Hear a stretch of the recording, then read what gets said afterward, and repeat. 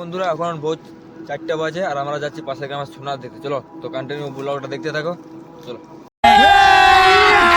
अभी मजा आएगा ना भिड़ो। তো দেখতে পাচ্ছি এখন আমরা দুজন হাঁটে হাঁটে বার হয়ে গেছি।